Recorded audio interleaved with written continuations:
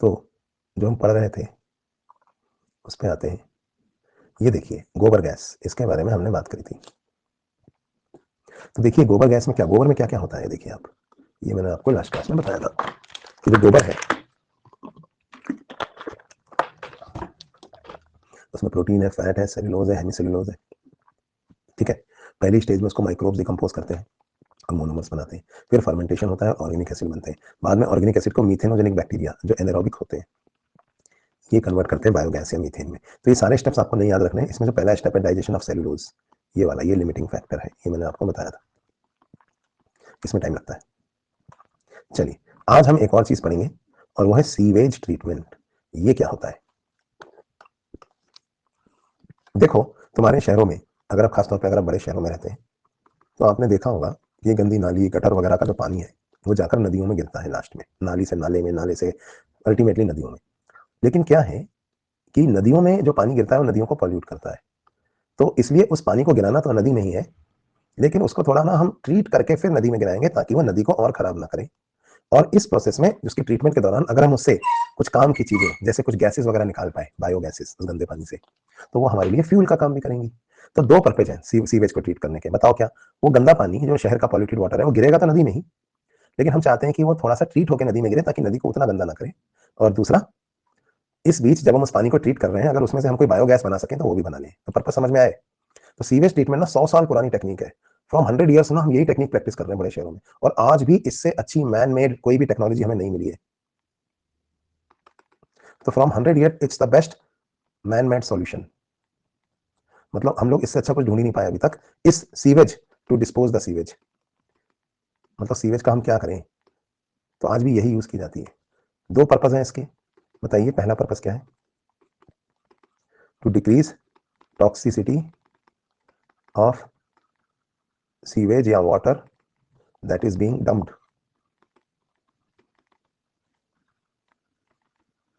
इन water bodies like river, जो नदियां हैं उनके अंदर ये, और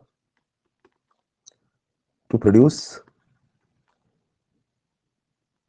ऑर्गेनिक बायोफ्यूल या biogas in the process of treatment, ताकि वो फ्यूल के तौर पे भी हमारे काम आ सके। तो दो मेन काम आपको समझ में आए, ये पर्पज होता है सीवेज ट्रीटमेंट प्लांट का, ताकि नदी में पॉल्यूशन भी ना बढ़े और जो है ना बायोफ्यूल भी निकाल सके। एक चीज होती है बायोलॉजिकल ऑक्सीजन डिमांड, कभी आपने ये टर्म सुना है? इसकी एग्जैक्ट डेफिनेशन तो मैं भी आपको अंडरलाइन करा दूंगा एनसीईआरटी से। जितना ज्यादा ऑर्गेनिक मटेरियल होता है ना किसी भी पानी में, यानी वेस्ट प्रोडक्ट होती है, उस ऑर्गेनिक मटेरियल को ऑक्सीडाइज करने के लिए उतनी ज्यादा ऑक्सीजन चाहिए होगी। तो biological oxygen demand is directly proportional to the amount of organic material present, है ना? तो ऑर्गेनिक मटेरियल जो प्रेजेंट है किसी भी वाटर में या वाटर बॉडी में, तो उस वाटर बॉडी की बायोलॉजिकल ऑक्सीजन डिमांड उतनी ही ज्यादा होगी।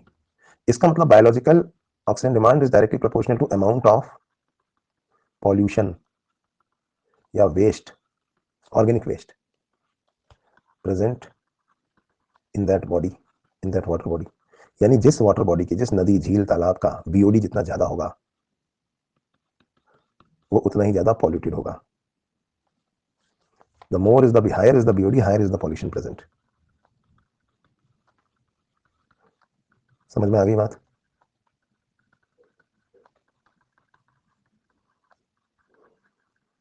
किसी भी वाटर में जितना ज्यादा उस वाटर का बीओडी होगा उस वाटर में उतना ही ज्यादा पॉल्यूशन है। ये बात समझ में आ गई? तो अल्टीमेटली हम क्या चाहते हैं कि जो हमारी नदियों के अंदर जो सीवेज का पानी गिर रहा है उसकी बीओडी कम हो, क्योंकि वो गंदा पानी अगर नदियों में गिरेगा तो नदी की बीओडी बढ़ा देगा। और अगर बायोलॉजिकल ऑक्सीजन डिमांड ज्यादा बढ़ जाएगी उस नदी की, तो उस नदी में रहने वाले नेचुरल जो जानवर हैं उनके लिए ऑक्सीजन सफिशिएंट नहीं रहेगी, क्योंकि बाहर से जो ऑर्गेनिक मटेरियल गिर रहा है उस नदी में वो ऑक्सीजन कंज्यूम कर रहा है, तो उनकी ऑक्सीजन कम हो जाएगी ना। इसलिए हमको सीवेज ट्रीटमेंट तो करना ही पड़ेगा। तो this is the basic purpose जिसकी वजह से हम सीवेज ट्रीटमेंट प्लांट जो है वो हम एक्चुअली रन करते हैं। पर्पस बहुत क्लियर है, साफ है, कि हम चाहते हैं कि जो मैक्सिमम पॉसिबल पॉल्यूशन को रिड्यूस किया जा सके डिस्पोजल के लिए, वो किया जा सके। ठीक है, तो नाउ लेट अस स्टार्ट कि ये होता कैसे है। मैं रेफरेंस के लिए मॉड्यूल अपलोड कर रहा हूँ, पर हम कोशिश करेंगे कि इसको लिख लिख के समझ लें। मैं आपको सीवेज ट्रीटमेंट प्लांट दिखाता हूँ। पहले ऐसे होते हैं, ऊपर से देखो आप सीवेज ट्रीटमेंट प्लांट,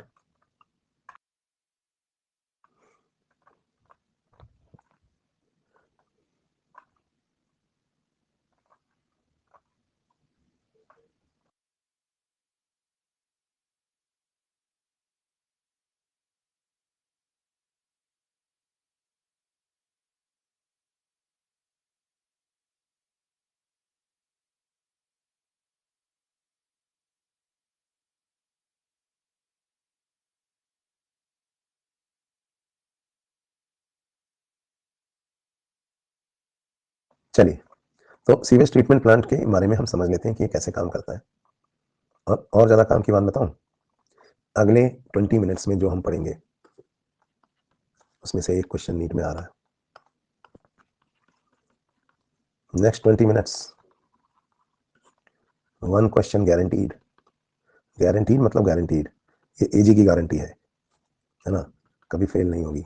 हम बात करेंगे 2024 के एग्जाम के बाद 2024 में एक गारंटी है, एक क्वेश्चन आएगा, लिख के ले लो, ठीक है।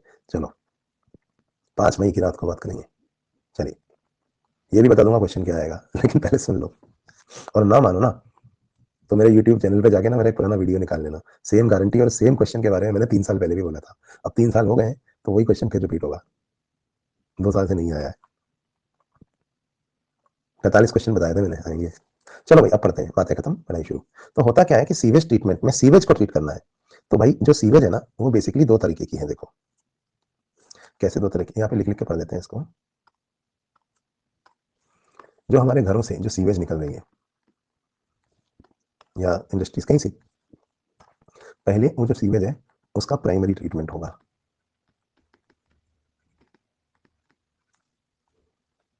ठीक है।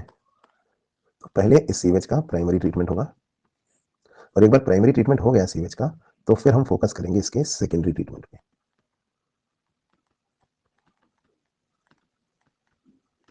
अब ये कैसे होता है, तो सीवेज का प्राइमरी ट्रीटमेंट कैसे होगा और प्राइमरी ट्रीटमेंट में हम करते क्या है। तो भाई प्राइमरी ट्रीटमेंट में हम दो चीजें करते हैं।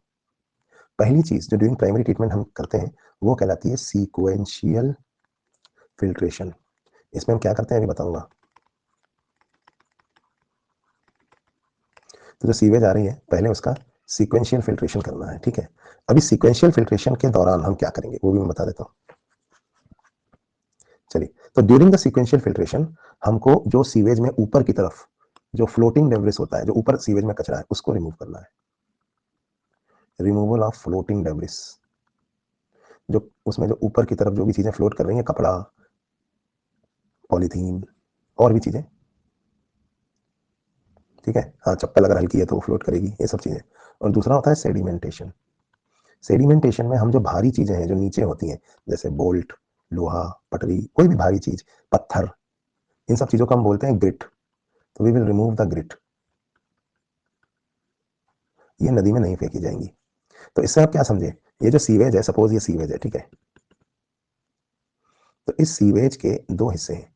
एक देखिए जो ऊपर फ्लोट कर रहा है ना, इसमें क्या है, ये हल्का है, इसमें ऐसी चीजें हैं जो तैर रही है, कपड़ा, कागज, है ना। एक भारी चीजें हैं जो नीचे, यहाँ नीचे सेटल है। तो ये ऊपर वाली जो चीज है ना, इसको हमने बोला फ्लोटिंग डेब्रिस, इसको हम छान के रिमूव करेंगे। और जो नीचे वाली चीज है ये कहलाती है ग्रिट, इसको भी हम हटा देंगे। और ये जो बीच वाला पोर्शन है ना सीवेज का, यही हम आगे लेके जाएंगे फॉर सेकेंडरी ट्रीटमेंट। क्या ये बात समझ में आ रही है आपको। ग्रिट हम मैदानों में फेंक देंगे कहीं, फ्लोटिंग डेब्रिस का कचरा ऊपर की चीजें, इनको भी हम फिर डिस्पोज करेंगे कचरे में, कहीं मिट्टी में दबाएंगे या कुछ करेंगे, भारी चीजें हैं तो ये दोनों चीजें रिमूव कर देंगे। ये भी रिमूव करेंगे और ये भी रिमूव करेंगे। तो ये तो हो गया प्राइमरी ट्रीटमेंट। तो ये जो हम यहाँ कर रहे थे ये पूरा एक प्राइमरी ट्रीटमेंट है, ठीक है। तो ये हमने यहाँ पे प्राइमरी ट्रीटमेंट किया, अभी दिखाऊंगा मैं आपको पूरा, अभी तो मैं बता रहा हूँ, खाली सुनते जाइए आप। तो ये तो था प्राइमरी ट्रीटमेंट, मतलब हमने उसमें से बहुत हल्की ऊपर वाली चीजें, नीचे वाली चीजें सब जो है वो हटा दी है। अब हम इसको ले जाएंगे सेकेंडरी ट्रीटमेंट के लिए। सेकेंडरी ट्रीटमेंट के 3 स्टेप्स होते हैं। पहले एरोबिक ट्रीटमेंट, दूसरा होता है एक्टिवेटेड स्लज ट्रीटमेंट,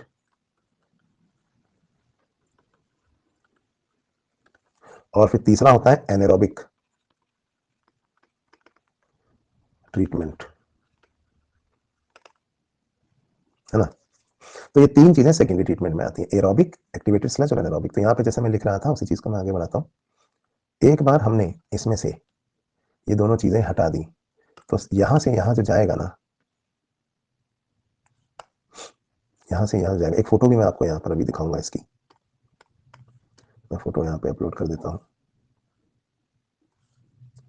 ये देखिए।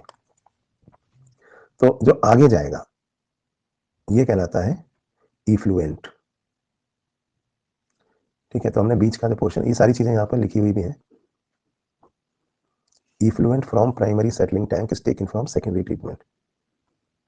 तो हम इस इफ्लुएंट को, ये तो सीवेज था, ये दो चीजें हटाने के बाद जो बच गया है वो क्या कहलाता है? वो कहलाता है इफ्लुएंट। इस इफ्लुएंट को हम कहाँ लेके जा रहे हैं? इसको हम सेकेंडरी ट्रीटमेंट के लिए लेके जा रहे हैं।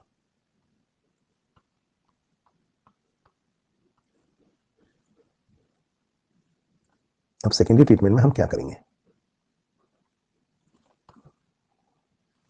सेकेंडरी ट्रीटमेंट में मैंने आपको बताया सबसे पहले एरिएशन टैंक में इसको हम डालेंगे, क्योंकि मैंने आपको बताया पहला जो स्टेप है वो क्या है इसका? वो है एरोबिक डाइजेशन। पहले मैं लिख देता हूं फिर समझा दूंगा। तो अब इसको हम एरिएशन टैंक में डालेंगे, पहला स्टेप है ना। एरिएशन टैंक में डाल के हम क्या करेंगे? इसका करेंगे जो भी ऑर्गेनिक मटेरियल है ना उसका एरोबिक डाइजेशन।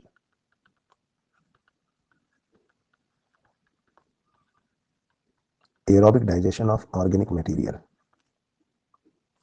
है ना। देखिए मैं आपको यहाँ फोटो में समझाता भी जाता हूँ। ये जो पहले दो स्टेप आपको दिख रहे हैं यहाँ पर, ये प्राइमरी ट्रीटमेंट है। इस प्राइमरी ट्रीटमेंट के दौरान हमने सीवेज के साथ क्या किया है, देखिए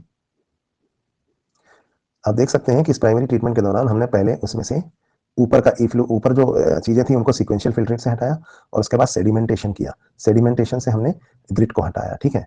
तो ऊपर जो फ्लोट कर रहा था, ये देखिए ऊपर जो फ्लोट कर रहा था, इसको किस प्रोसेस से हटाया है? रिमूवल बाय सीक्वेंशियल फिल्ट्रेशन, और ये रिमूवल बाय सेडिमेंटेशन। तो सीक्वेंशियल फिल्ट्रेशन और सेडिमेंटेशन करके हमने ग्रिट को और डेब्रिस को हटा दिया, और जो बच गया है वो सीवेज अब क्या कहलाने लगा है? इफ्लुएंट। और इस इफ्लुएंट को हम लेके जा रहे हैं फॉर सेकेंडरी ट्रीटमेंट, ठीक है।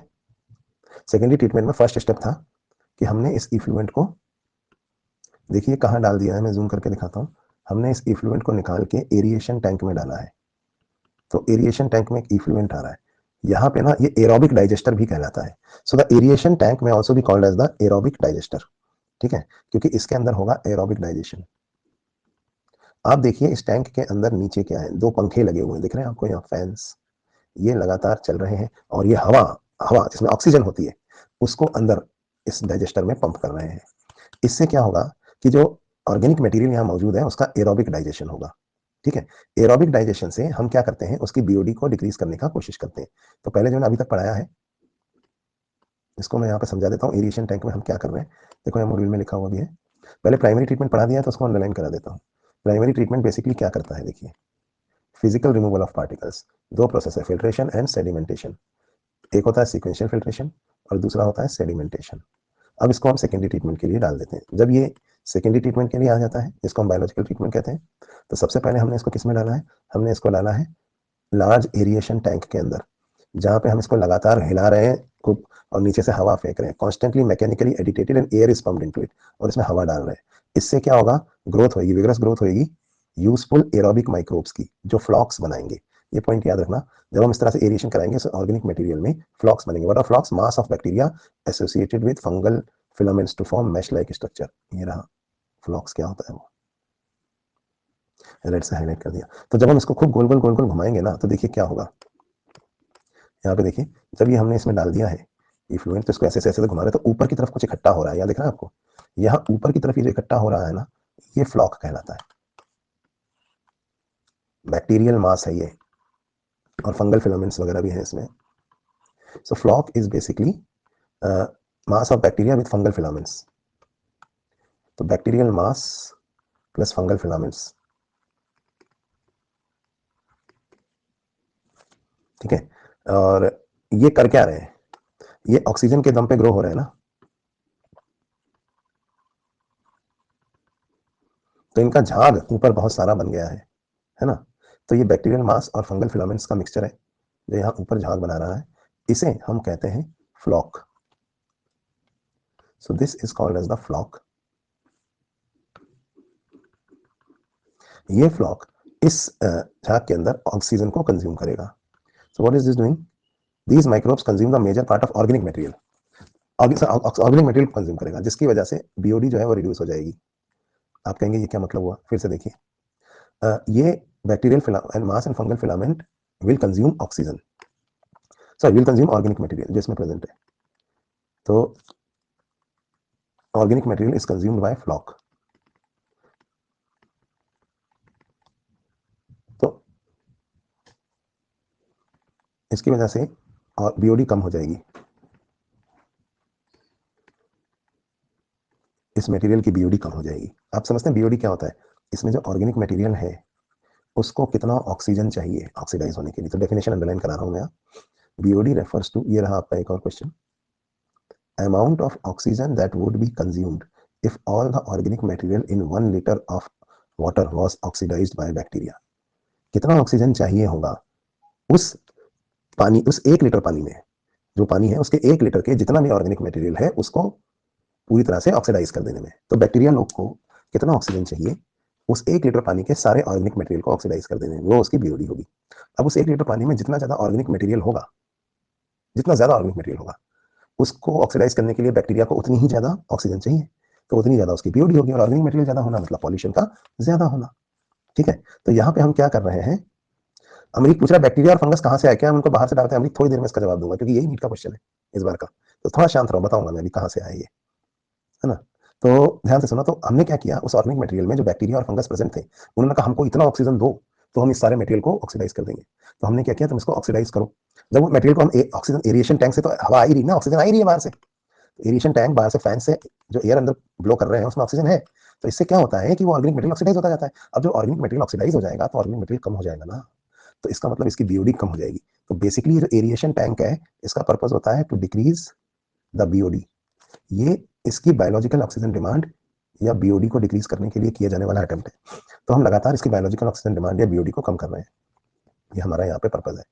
ठीक है, एरिएशन टैंक यही करता है, बीओडी को डिक्रीज करता है। अब एक बार इसकी बीओडी डिक्रीज हो गई तो ये एरोबिक वाला स्टेप जो हमारा था ना ये पूरा हो गया। For aerobic digestion of organic material what is the purpose?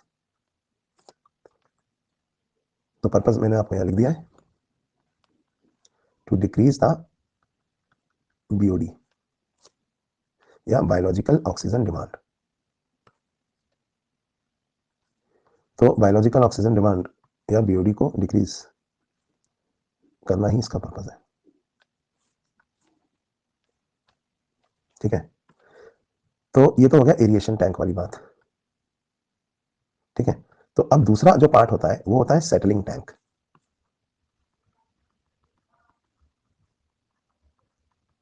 Settling tank में हम एक बड़ा इंपॉर्टेंट काम करते हैं, और ये सिर्फ सेटलमेंट के लिए नहीं होता कि इसमें बस है ना सेटल कर दो पूरे इफ्लुएंट को। यहाँ पे एक बड़ा इंपॉर्टेंट स्टेप होता है एक्टिवेटेड स्लज ट्रीटमेंट। आप कहेंगे एक्टिवेटेड स्लज ट्रीटमेंट ये क्या है? देखो, एक्टिवेटेड स्लज ट्रीटमेंट क्या होता है इसको भी मैं बता देता हूं। तो सेकंड स्टेप था एरिएशन टैंक्स में जाना इफ्लुएंट का। अब ये जो इफ्लुएंट है, यहाँ देखिए एक्टिवेटेड स्लज ट्रीटमेंट में हम क्या करते हैं, ये फोटो देखो। हमने ना ये हमारा जो इफ्लुएंट है इसको हमने इसमें ट्रांसफर किया। यहां ट्रांसफर होने के बाद जो ये जो फ्लॉक्स बने हैं ना ये तो नीचे सेटल हो जाएंगे और इफ्लुएंट ऊपर रह जाएगा। तो जो इफ्लुएंट ऊपर रह जाएगा इसको तो हम आगे ट्रांसफर कर देंगे एनारोबिक डाइजेस्टर में। ये हमारा सेकेंडरी इफ्लुएंट है। देखो जो यहां से यहां आया था ना ये प्राइमरी इफ्लुएंट था क्योंकि ये प्राइमरी ट्रीटमेंट के बाद आया था। और अब जो हमने एगिटेशन किया ना एरिएशन टैंक में, उसके बाद दो चीजें बन गई, फ्लॉक और ये सेकेंडरी इफ्लुएंट। तो सेकेंडरी इफ्लुएंट जो यहाँ बना था ना ये, इसको हमने सीधा एनारोबिक डाइजेस्टर में डाल दिया। पर उस सेकेंडरी इफ्लुएंट के अलावा एक और चीज यहाँ पर बनी थी, बताओ क्या? वो थे फ्लॉक्स। तो सेकेंडरी इफ्लुएंट तो ये था लेकिन उसके अलावा फ्लॉक थे। तो जो फ्लॉक्स है ना, इस फ्लॉक में से थोड़े से फ्लॉक्स बैक्टीरिया और फंगल फिलामेंट के, इनको हमने वापस इसमें डाल दिया एरिएशन टैंक में। इस स्टेप को कहा जाता है एक्टिवेटेड स्लज ट्रीटमेंट। क्योंकि कोई थोड़ी देर पहले कोई लड़का पूछ रहा था कि सर ये आए कहाँ से, क्योंकि इधर से इफ्लुएंट तो लगातार आता जा रहा है ना, पर ये जो इफ्लुएंट इधर आ रहा है इसमें इस इफ्लुएंट के ऑर्गेनिक मटेरियल को डाइजेस्ट करने के लिए हमें थोड़ा सा इनेकुलम जैसी चीज, जैसे दूध में थोड़ा सा दही मिलाना पड़ता है ना उसको जमाने के लिए, तो दूध में थोड़ा दही, दूध से आप दही बना लो। अब दही वैसे आप दही का जो भी करो पर थोड़ा सा दही बचा लेते हो कि नहीं बचा लेते हो जामन के तौर पर? क्यों? अगले दिन फिर दूध से दही बनाना है। तो थोड़ा सा फ्लॉक ना हमने वापस पीछे वाले में डाल दिया, यानी सेटलिंग टैंक से एरिएशन टैंक में। समझ में आई बात? तो थोड़ा सा फ्लॉक जो सेटल हुआ था वो हमने सेटलिंग टैंक में से वापस एरिएशन टैंक में डाल दिया, और बाकी का जो पूरा मटेरियल था उसको आगे ट्रांसफर कर दिया। आगे कहाँ? तो एनारोबिक डाइजेस्टर में। ये देखिए, ये एरिएशन टैंक था, ये सेटलिंग टैंक है, और ये अब आ गया है एनारोबिक डाइजेस्टर। तो एरिएशन टैंक से सेटलिंग टैंक में, सेटलिंग टैंक से एनारोबिक में हमने इसको ट्रांसफर कर दिया। तो इससे क्या होगा, ये जो एक्टिवेटेड स्लज हमने यहां से इसमें डाल दी है, यही स्लज इधर से आ रहे प्राइमरी ट्रीटमेंट वाले इफ्लुएंट को फिर से हवा के साथ फिर इसमें झाग बनाएगी, फिर ऊपर फ्लॉक्स बनाएगी, है ना? क्योंकि इसमें जब, क्योंकि यही एक्टिवेटेड स्लज यहाँ पर जब खूब सारी हो जाएगी तो वो बीओडी को डिक्रीज करेगी, इसमें जो ऑर्गेनिक मटेरियल है उसको खा खा कर, है ना? तो आप कहोगे सर फिर फर्स्ट टाइम कहां से आया? कोई ज्यादा होशियारी कहेगा, तो गौरी सही बोल रही है कि सर पहली बार तो कहीं से डाला होगा ना। हम तो समझ गए सर कि है ना, वो बार बार थोड़ा थोड़ा पीछे डाल देते। तो सर पहली बार दूध से दही कैसे बना, इसी में इसका जवाब है। आप कहोगे सर हाँ सर दूध से दही बन जाता है, हमें समझ में आ गया, दही में से थोड़ा सा जामुन बचा लेते हैं फिर उससे दही बना लेते हैं, पर सर पहली बार दूध से दही कैसे बना? तो मेरे भाई मेरी बहन, एक बात बताओ, ये एलएबी बैक्टीरिया दही में थोड़े पैदा किए थे, दही में होते हैं खूब, लेकिन आए कहां से? ये बैक्टीरिया तो बायोलॉजिकल लाइफ फॉर्म है ना, तो ये इन्वायरमेंट से आ गए। अब यहाँ पे भी ये जो सीवेज है, ये सीवेज को, ये इन्वायरमेंट से ही तो आ रही है सीवेज, हमारे घरों से, इधर उधर से। ऑर्गेनिक मटेरियल इसमें है तो इसमें बैक्टीरिया भी होंगे ना। हम सिर्फ उन बैक्टीरियाओं को ट्रेन कर रहे हैं, एक बार उनका फ्लॉक बना के उनको ट्रेन कर देते हैं कि तुम बैक्टीरिया लोग एक काम करो, तुम बैक्टीरिया और फंजाई, तुम हमारी मदद करो, तुम सीवेज में तो हो पर हम तुम में से कुछ को नौकरी देंगे, और वो नौकरी है कि तुम यहाँ बैठ के बीओडी कम करो, तुम ही करो कम, है ना? तो वो जिनको हम नौकरी दे रहे हैं उनको अपना वो फ्लॉक कहलाते हैं, उनको हमने बनाया खूब सारा, इंक्रीज करके उनके फ्लॉक्स बनाए, मतलब कुछ बैक्टीरिया थे इनमें, उनको ही हमने मल्टीप्लाई करवाया कि हम तुम्हारे को ज्यादा करते हैं। कि देखो इसमें क्या था, जो बाहर से कचरा आ रहा था सीवेज, इसमें ऑर्गेनिक मटेरियल था, थोड़े से बैक्टीरिया थे, तो हम क्या करेंगे, बैक्टीरियाओं का नंबर इंक्रीज कर देंगे, उन्हें खूब ऑक्सीजन दे देंगे, ताकि वह बैक्टीरिया फिर उस ऑर्गेनिक मटेरियल को खा जाए, और फिर वो जो बैक्टीरिया खूब सारे हो गए फ्लॉक्स, उसी फ्लॉक को हम रोटेट करते रहते हैं थोड़ा थोड़ा पीछे वापस, क्योंकि अब हमने इनको ट्रेन कर दिया है, ये बन गए बढ़िया फ्लॉक, तो इन्हीं को, ये एक्टिवेटेड स्लज है तो इन्हीं को यूज करेंगे ना बाकियों को तोड़ने के लिए, है ना? तो इस तरह से हम इनको, जो थोड़े से बैक्टीरिया ऑर्गेनिक मटेरियल के साथ सीवेज से बहते हुए आए थे, उनको हमने यहाँ रोजगार दिया, उनको भी हमने रोजगार दे दिया, है ना? तो ये इस तरह से काम कर रहे हैं। चलिए, तो ये एक्टिवेटेड स्लज ट्रीटमेंट कहलाता है जब आप फ्लॉक को वापस पीछे वाले टैंक में डाल देते हैं, थोड़ी सी फ्लॉक को, कहां से कहां, सेटलिंग टैंक से एरिएशन टैंक में। ये रहा क्वेश्चन आपका, ये उल्टा डालना, समझ में आया आपको? फ्लॉक को, स्लज को, थोड़ी सी स्लज को, this is the activated sludge treatment. ये स्टेप समझ गए? विकास पूछ रहा है सारे स्टेप स्लो होते होंगे, बिल्कुल विकास, कई कई दिन लगते हैं, एक स्टेप में 5 मिनट में थोड़े हो जाएगा। हाँ, तो एक्टिवेटेड स्लज दरअसल फ्लॉक ही है, वही फ्लॉक जो नीचे सेटल हो गए, ठीक है? अब फिर बचे हुए पानी को अपन ने क्या किया, अब इसको अपन आगे ले जाते हैं, और ये जो इफ्लुएंट अब जो बचा है ना, सेकेंडरी इफ्लुएंट, इसको अपन एनारोबिक डाइजेस्टर में डालेंगे। यहाँ इनका इंतजार कर रहे हैं मीथेनोजन्स। ये कौन से बैक्टीरिया पता है? ये किलर बैक्टीरियाज हैं जो एनारोबिक एनारोबिक इन्वायरमेंट में भी काम कर सकते हैं, हमारे पास पहले से ट्रेंड कमांडोज। तो अब तीसरा स्टेप आ रहा है यहाँ पे। तो तीसरा स्टेप क्या होता है, सेटलिंग टैंक में हमने डाला। Now coming to the third step, the third step is here now anaerobic sludge digester. तो अब हम इसको डाल देंगे एनारोबिक स्लज डाइजेस्टर में।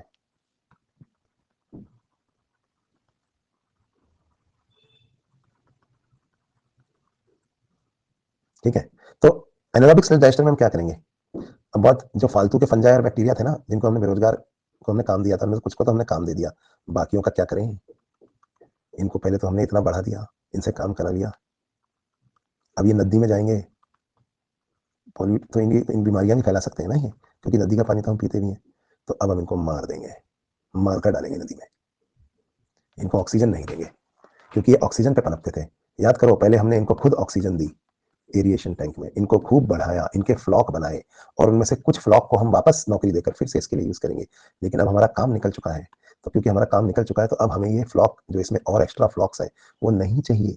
तो यहाँ पाए जाने वाले मीथेनोजन्स, अब तो हमने इन्वायरमेंट ही बदल दिया भाई, ऐसा है ना, ये ऑक्सीजन में पनपते थे ना, तो हमने इनको एरोबिक से एनारोबिक डाइजेस्टर में डाल दिया, गद्दारी करवे, जहां पर कि ऑक्सीजन नहीं। नेता लोग यही तो करते हैं, गुंडे से अपना काम निकला, पहले उसी सड़क से, उसी झुग्गी झोपड़ियों से कुछ गुंडों को लिया, उनको खूब खिलाया पिलाया, उनकी संख्या बढ़ाई, उसके बाद उनमें से कुछ गुंडों को तो परमानेंट नौकरी दे दी, बाकियों से काम निकलने के बाद उनको मरवा दिया, है ना? तो अब इनको फ्लॉक में जितना एक्टिविटी स्लज चाहिए उतना हम रख लेंगे, और बाकी को हम एनारोबिक डाइजेस्टर में डाल देंगे। हमको अच्छे से पता है कि ये जो फ्लॉक्स हैं, ये जो फंजाई और बैक्टीरिया है, इनको ऑक्सीजन चाहिए ही चाहिए। एरोबिक टैंक में ही तो ये चल रहे थे, जैसे ही हम इनको एनारोबिक में डालेंगे ये मर जाएंगे, और इनको वहां मिथेनोजन, इनको मार मार के इनकी डेड बॉडी से गैसेस बनाएंगे। कौन सी? मीथेन, कार्बन डाइऑक्साइड और हाइड्रोजन। मतलब ये सब क्या है गैसेस? यही तो बायो गैसेस है। तो इधर मिथेनोजन्स इनको मारकर इनकी डेड बॉडी को फर्मेंट, मतलब डेड बॉडी के अंदर एनारोबिक रिएक्शंस चला चला के क्या प्रोड्यूस करेंगे? बायोगैस, जो हमारे लिए फ्यूल का काम करेगी। और अब जो बच गया है उसे हम नदी में डाल देंगे। समझ में आ रही है बात? तो एनारोबिक डाइजेस्टर से एक तो बायोगैस तो हम फ्यूल के लिए निकाल लेते हैं, और अब जो बच गया, अब इनमें मार दिया ना उसमें सारे फंजाई बैक्टीरिया, अब हम इसको रिवर में डाल देंगे। ठीक है, अब फेंक देंगे इसको, अभी किसी काम का नहीं है। तो यहाँ पे देखिए तीसरा स्टेप क्या था, anaerobic digestion of fungi and bacteria. अब anaerobic digestion of fungi and bacteria होगा तो इसकी वजह से दो चीजें होंगी, तो आपको पता ही है। Once you did that, what, anaerobic digestion of fungi and bacteria, now what will happen, यहाँ पे दो चीजें निकलेंगी इसकी वजह से। क्या है ये दो चीजें? एक तो है बायोगैस, ये हमारे काम आ जाएगी,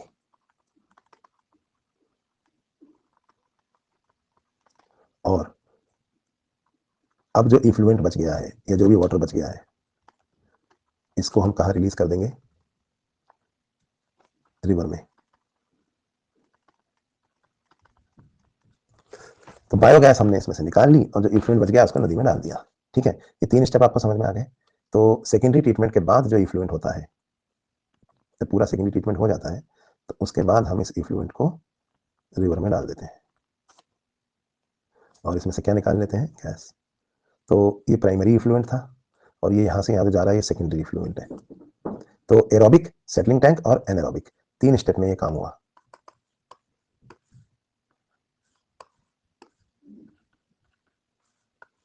चलिए,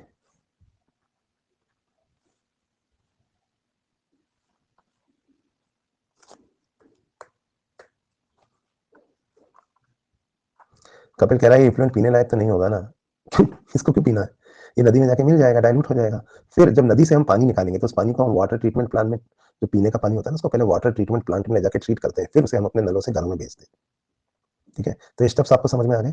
तीन स्टेप थे सेकेंडरी ट्रीटमेंट के दौरान। पहला था एरोबिक ट्रीटमेंट, फिर था एक्टिवेटेड स्लश ट्रीटमेंट, और तीसरा था एनारोबिक ट्रीटमेंट। एरोबिक ट्रीटमेंट से हमने जिन बैक्टीरियाओं को बढ़ाया, उनमें से कुछ को तो रोजगार दे दिया वापस पीछे भेज के, और बाकियों को मारने के लिए एनारोबिक में डाल दिया। बट इस ट्रीटमेंट के दौरान, सेकंड स्टेप के दौरान एक चीज और हुई, वो था इनसे काम ले लिया, बीओडी को कम करवा दिया।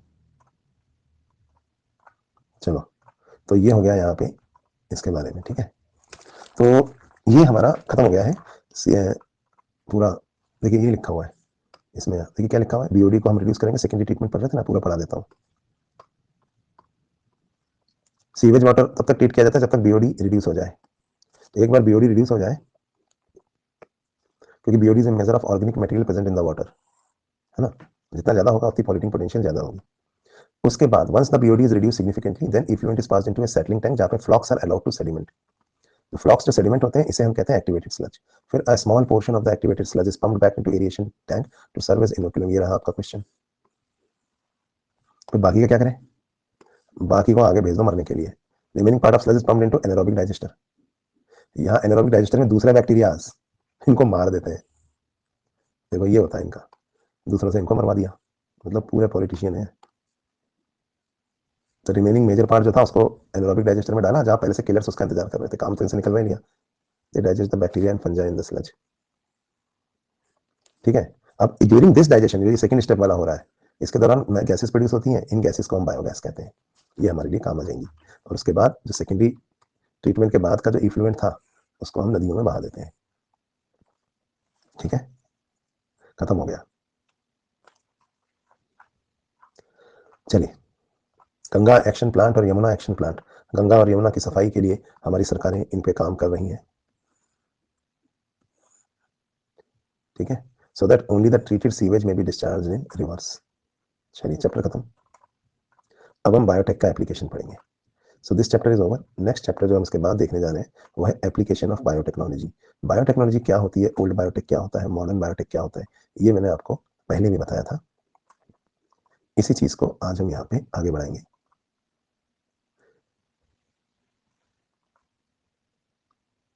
इसका आरआरआर, ये सब एनसीईआरटी की थी जो मैं आपको पढ़ा रहा था। फिर भी अगर आप बोल रहे हो तो मैं आरआरआर एक बार एनसीईआरटी अपलोड करके दिखा देता हूँ तुम्हें।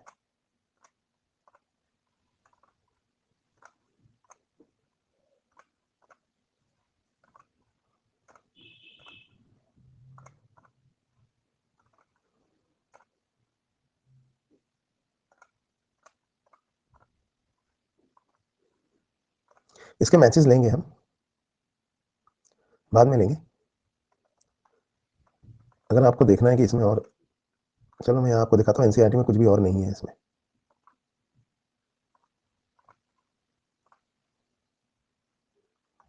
जो कुछ हमने यहाँ पढ़ा है ना, एज इट इज यही एनसीईआरटी में है। ये देखिए सेम है, मतलब हमने मॉड्यूल लिखा ही एक्चुअली एनसीईआरटी की लैंग्वेज से। मैं एक बार दिखा देता हूँ, ये देखो, besides microscopic plant and animal, microbes भी बड़ा इंपॉर्टेंट होते हैं। क्या आपको पता है कौन सी किंगडम इसमें आती है?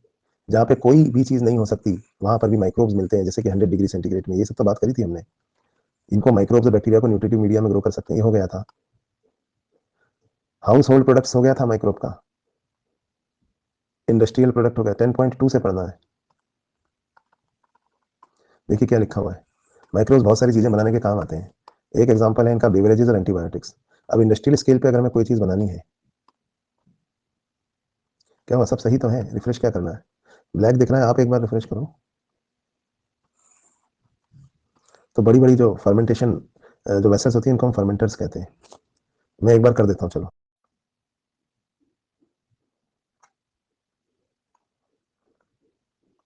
अब फर्मेंटेड बेवरेजेस के बारे में देखो, एक पैराग्राफ है यहाँ पे,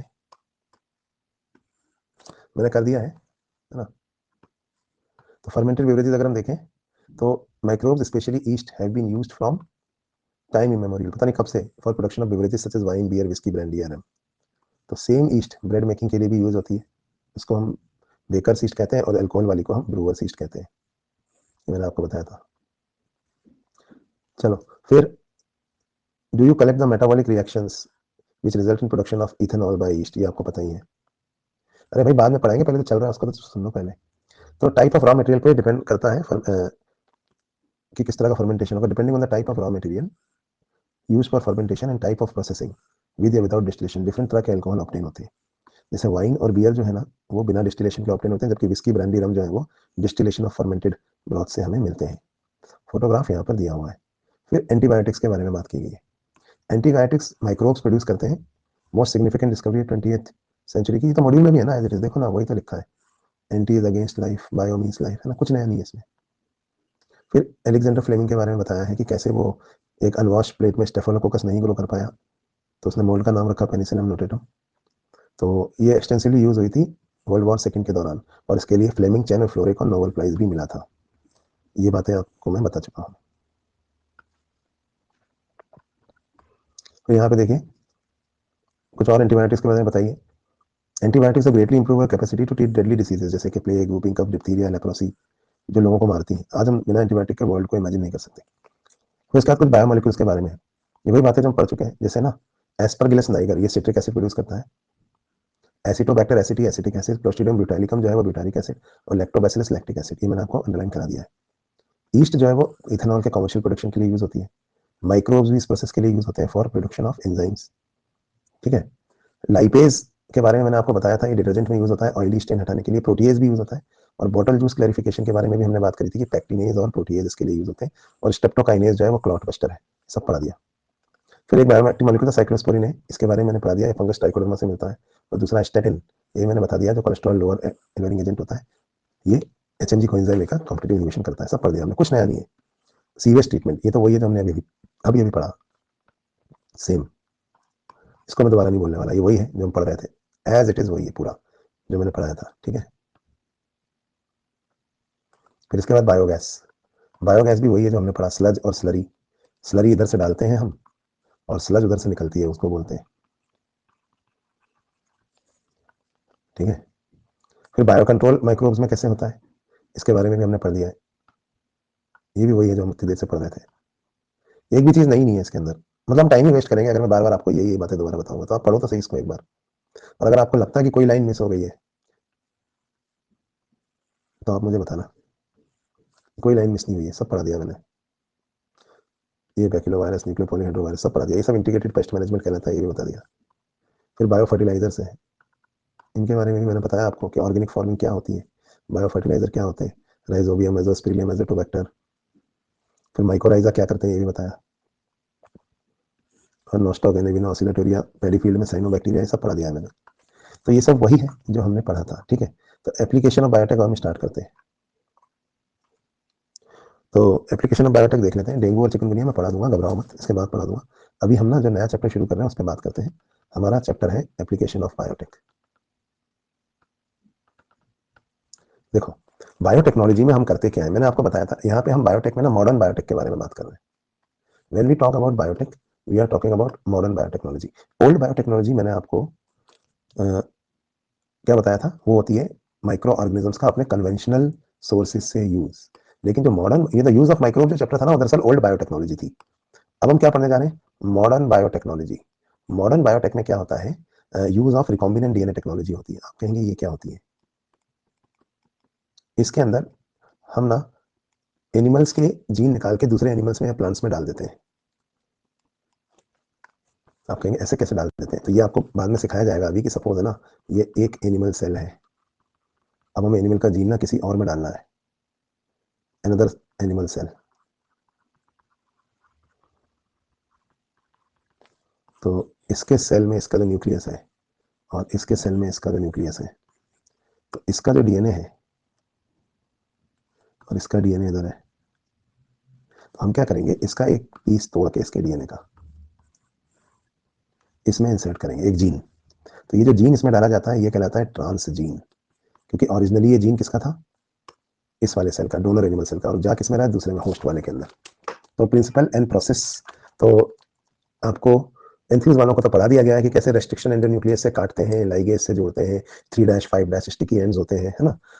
अभी अचीवर वालों को ये नहीं पढ़ाया गया है, तो जब पढ़ाया जाएगा तो आपको समझ में आएगा कि किस तरह से जीन डाला जाता है इधर से उधर। अभी हम उसकी एप्लीकेशन डिस्कस कर लेते हैं। ये जो जीन डाला जा रहा है ना, इस जीन को हम कहते हैं ट्रांस जीन। यानी ट्रांस जीन कौन सा जीन है, जो डोनर से रेसिपिएंट में ट्रांसफर हुआ है। इसकी वजह से रेसिपिएंट के अंदर भी इस जीन को एक्सप्रेस करने की एबिलिटी आ जाती है, और ये जीन जो कुछ करा रहा था एनिमल सेल में, वही चीजें इस अनदर एनिमल सेल या प्लांट सेल में भी वो कराने लगेगा।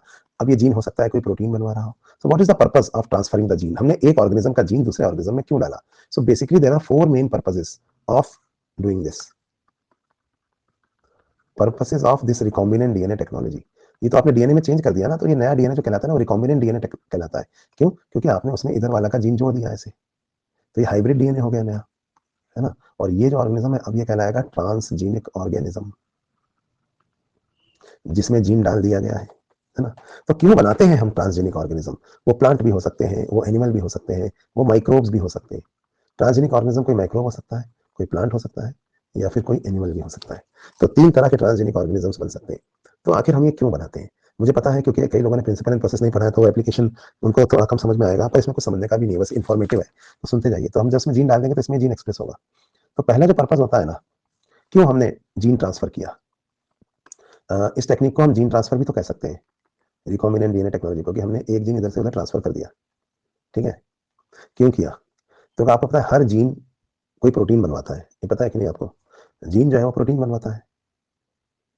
तो हमको कोई प्रोटीन चाहिए था, वही हमारा प्रोडक्ट ऑफ इंटरेस्ट था, है ना, to produce the desired protein in transgenic organism, to produce the desired protein on commercial scale, यानी काफी ज्यादा क्वांटिटी में,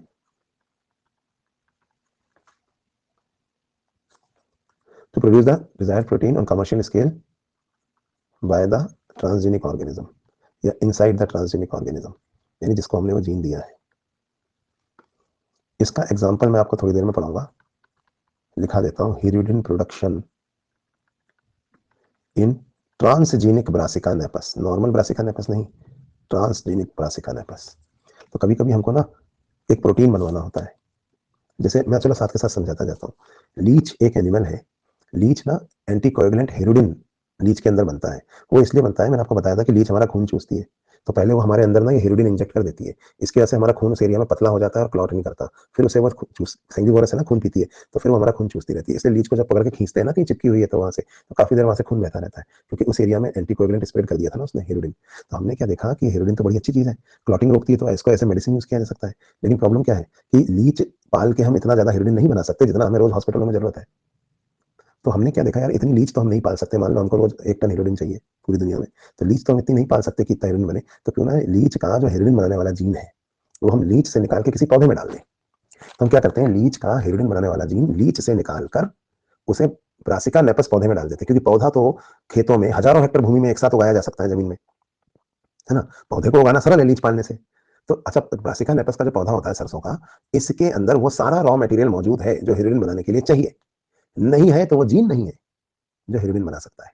तो क्योंकि इसके पास वो जीन ही नहीं है जो हेरोइन बना सके, है ना, तो इसलिए ये हेरोइन कभी बनाता नहीं है, इसको कभी हेरोइन की जरूरत भी नहीं है।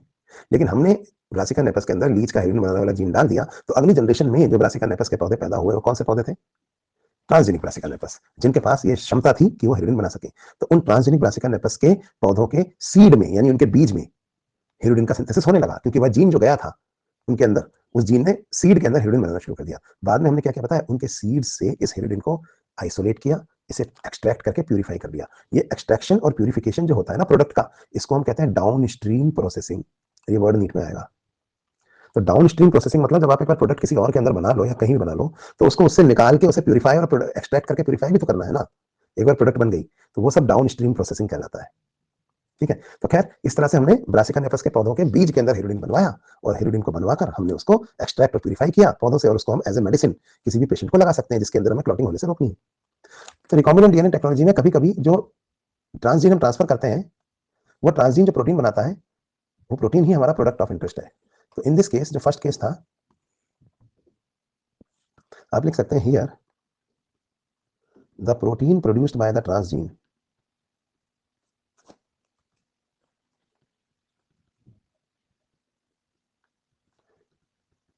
Is the product of interest.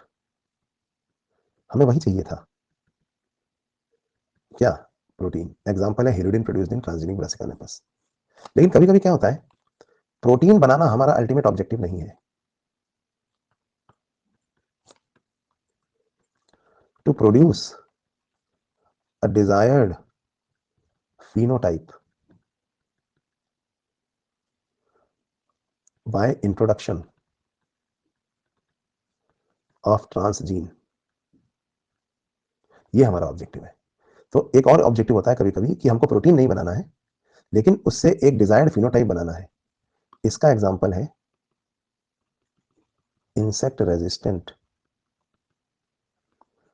BT cotton varieties.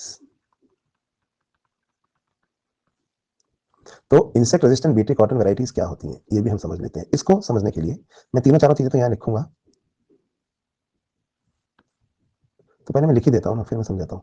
और कभी कभी क्या होता है, हमको ऑलरेडी प्रेजेंट नेटिव जीन का एक्सप्रेशन सप्रेस करना होता है, to suppress the expression of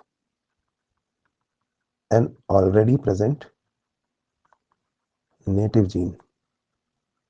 तो कई बार हम ना ट्रांसजीन इसलिए डालते हैं ताकि वहां ऑलरेडी पाए जाने वाले किसी नेटिव जीन के एक्सप्रेशन को सप्रेस किया जा सके, जो हमें एक्सप्रेशन नहीं चाहिए था। जैसे कहते हैं हम सबके अंदर एक जीन होता है, एजिंग जीन, जो हमको बुढ़ा करता है, एक एज के बाद हमें बुढ़ा करने लगता है। तो अगर हम बाहर से कोई ट्रांसजीन डाल के हमारे शरीर में पाए जाने वाले एजिंग जीन के एक्सप्रेशन को सप्रेस कर दें, तो हम बुढ़े ही नहीं होंगे। समझ में आ रही बात? ये ज्यादा देर से धीरे धीरे बुढ़े होंगे। तो इसका एग्जाम्पल मैं आपको बताऊंगा, creation of flavour saver tomato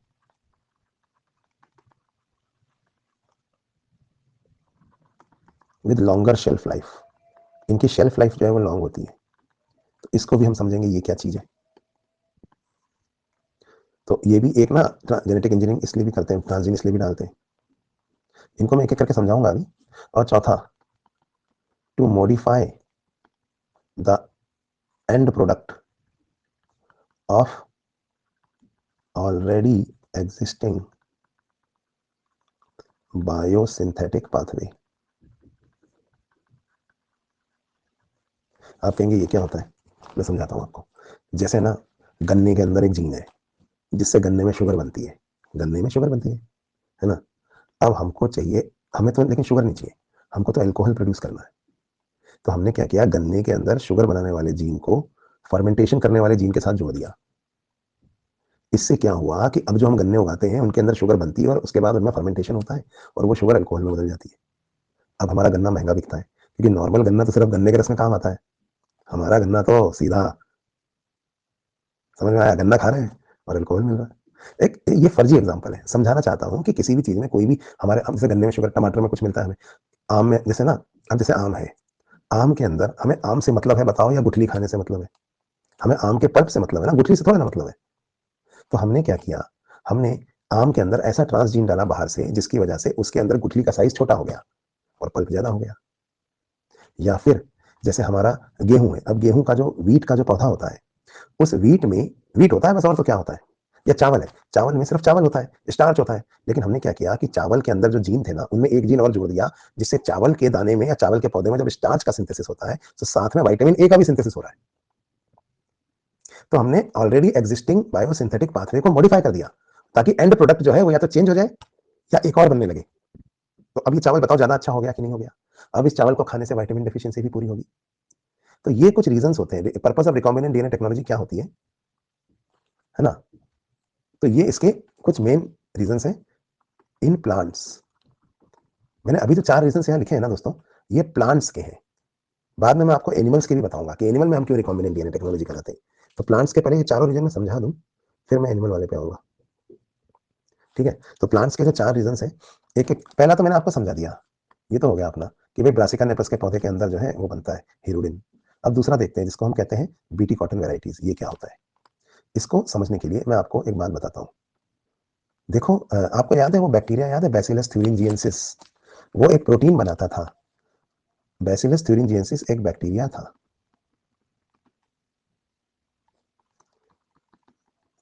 ये बैक्टीरिया जो है ना एक प्रोटीन बनाता था, बताओ कौन सा प्रोटीन? Cry protein. और आपको एक बात पता है, क्राई प्रोटीन कोई एक ही तरह का नहीं होता है। क्राई प्रोटीन 2-3 तरीकों का होता है। ध्यान से सुनना, क्राई प्रोटीन 2-3 तरीकों का होता है। हर तरह के क्राई प्रोटीन को बनाने के लिए अलग अलग तरह के क्राई जीन्स यूज होते हैं। ठीक है, तो बैसिलस थ्यूरिंजिएंसिस बैक्टीरिया जो है वो क्राई प्रोटीन बनाता है, और वो क्राई प्रोटीन जो है वेरियस टाइप्स के होते हैं। आप कहेंगे कौन से वेरियस टाइप्स के होते हैं? तो मैं कहूंगा जैसे ना, कलर से मैं दिखाता हूं इनको। एक होता है ब्लू वाला क्राई प्रोटीन, एक होता है येलो वाला क्राई प्रोटीन, और सपोज एक होता है ग्रीन वाला क्राई प्रोटीन। तो ये 3 अलग अलग तरह के क्राई प्रोटीन हैं। और आपको ये भी पता होगा कि वन जीन वन एंजाइम, पढ़ा नहीं पढ़ा? तो हर तरह के प्रोटीन को बनाने के लिए अलग तरह का जीन होता है। तो ये जो ब्लू वाले क्राई प्रोटीन है ना, इन ब्लू वाले क्राई प्रोटीनों को कौन बनाता है पता है? इनको बनाता है ये वाला क्राई जीन, ब्लू वाला। अब जीन प्रोटीन सिंबल तो रोमन में लिखते हैं और ये इटैलिसाइज करके लिखते हैं जीन सिंबल, इसलिए मैं ऐसे लिख रहा हूँ। येलो वाले क्राई प्रोटीन को कौन बनाता है? येलो वाला क्राई जीन। और ग्रीन वाले क्राई प्रोटीन को कौन बनाता है? ग्रीन वाला क्राई जीन। क्या आपको ये बात समझ में आ गई? तो अलग अलग तरह के क्राई प्रोटीनों को जो बैसिलस थ्यूरिंजिएंसिस नाम के बैक्टीरिया में मिलते हैं, इनको अलग अलग तरह के क्राई जीन्स बनाते हैं। ठीक, अब हम बात करते हैं 3 अलग अलग स्टेट्स की। सपोज, और हर तरह का क्राई प्रोटीन ना एक अलग तरह के क्राई, अलग तरह के इंसेक्ट के लिए पॉइजनस है। ये जो ब्लू वाला क्राई प्रोटीन है ना, अच्छा इंसेक्ट भी अलग अलग तरह के होते हैं जो कॉटन की फसल में लग जाते हैं। एक ये है ब्लू इंसेक्ट, ये पता है ये महाराष्ट्र में ज्यादा मिलता है। महाराष्ट्र में ये ब्लू इंसेक्ट ज्यादा मिलता है और ये इसमें लग जाता है। मान लीजिए, एग्जाम्पल ले रहा हूं कलर का सिर्फ समझाने के लिए। येलो वाला जो है ना राजस्थान का इंसेक्ट है। ये राजस्थान में अगर आप उगाओगे ना क्राई प्रोटीन, सब समझाने के लिए आर्बिट्ररी एग्जांपल्स। और ग्रीन वाला जो है मान लीजिए वो बिहार का इंसेक्ट है।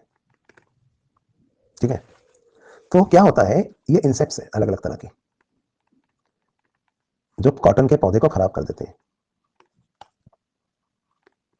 Insect that eat and destroy cotton leaves. अब एक दिक्कत है पता है क्या? जब भी हम कॉटन का पौधा लगाते हैं ना, जब भी हम कॉटन का पौधा लगाते हैं, कॉटन प्लांट राजस्थान में लगाते हैं, महाराष्ट्र में लगाते हैं तो ये खा जाता है इस पौधे की पत्ती को, राजस्थान में ये वाले खा जाते हैं, बिहार में ये वाले खा जाते हैं। लेकिन ये जो अलग अलग तरह के क्राई प्रोटीन बैसिलस थ्यूरिंजिएंसिस बनाता है ना, हर तरह का क्राई प्रोटीन एक अलग तरह के इंसेक्ट के लिए टॉक्सिक है। ये जो ब्लू वाला क्राई प्रोटीन है ना, इट कैन किल दिस। तो येलो वाला क्राई प्रोटीन है ना, इट कैन किल दिस। और जो ग्रीन वाला क्राई प्रोटीन है ना, ये किसको मार सकता है? ये बिहार वाले कीड़ों को मार सकता है। ठीक है, तो अलग अलग तरह का क्राई प्रोटीन अलग अलग तरह के कीड़ों को मार सकता है।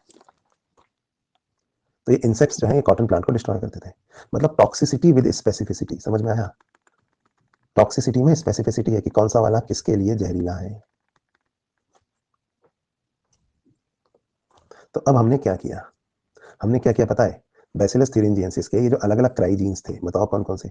ये वाला क्राइजीन, ये वाला क्राइजीन और ये वाला क्राइजीन निकाला।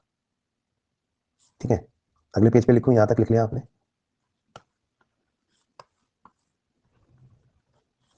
तो हमारे पास अलग अलग तरह के क्राइजीन थे जो हमने किससे ऑब्टेन किए थे? बैसिलस thuringiensis बैक्टीरिया से।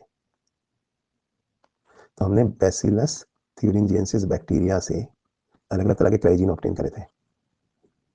एक ब्लू वाला क्राइजीन, एक येलो वाला क्राइजीन और एक ग्रीन वाला क्राइजीन। हमने क्या किया पता है? इनको प्लांट्स में डाला।